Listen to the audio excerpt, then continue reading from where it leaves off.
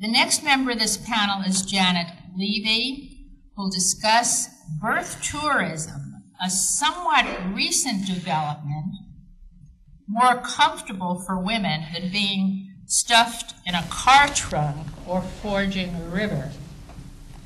Janet is the founder of ESG, a consulting service specializing in projects related to counterterrorism and national security.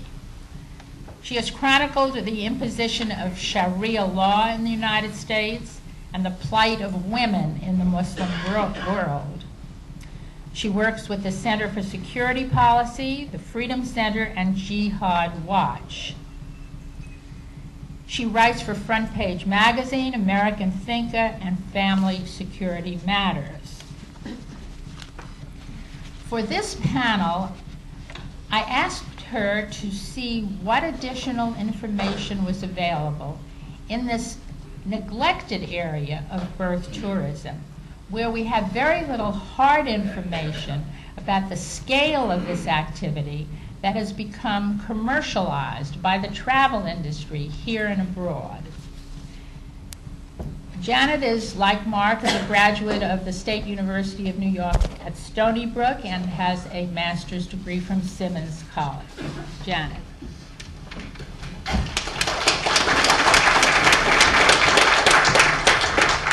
Thank you. Good morning.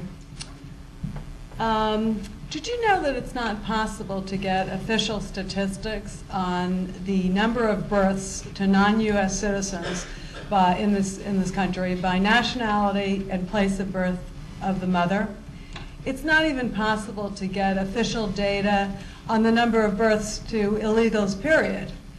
The U.S. Citizenship and Immigration Services Agency does not track how many of the nation's new citizens are children of unlawful immigrants.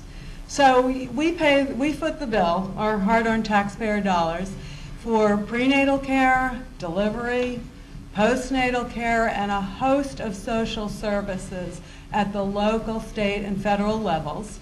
A mother comes here illegally, she's rewarded with citizenship for her offspring, and she gets to remain in the country. And we're not privy to any of this data.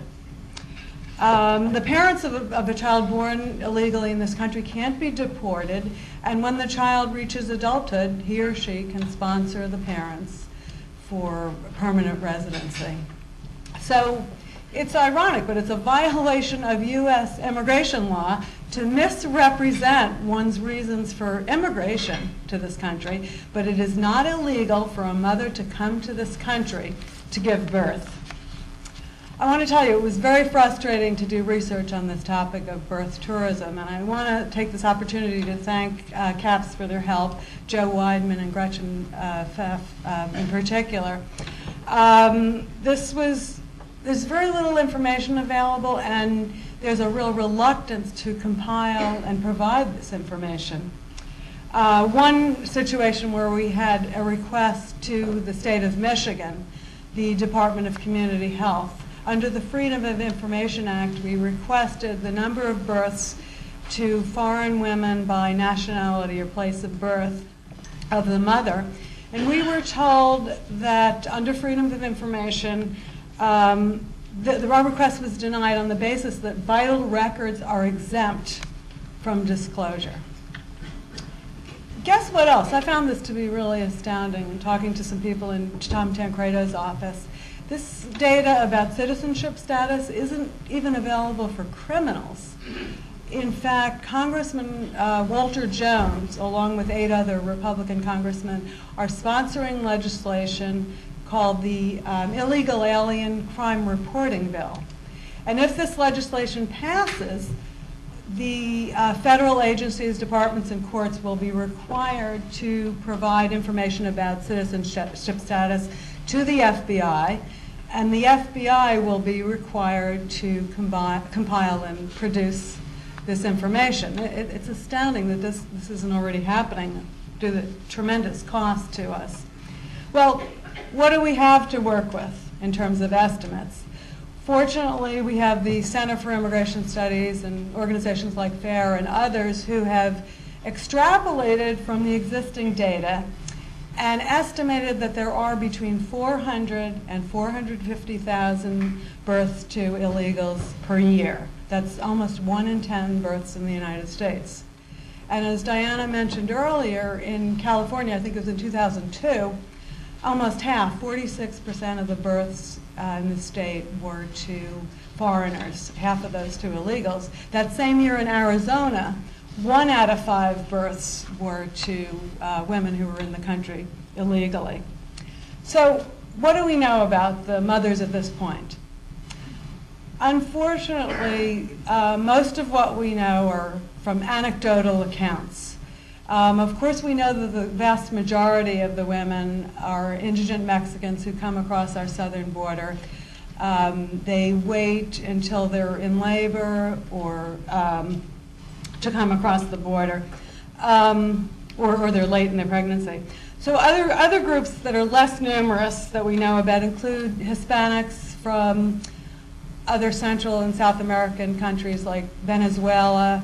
We have women from Jamaica, the Middle East, Korea, and we have an interesting case, a new situation, where women from Saipan are delivering American citizens. They don't even have to come to this country, and I'll talk a little bit about this later.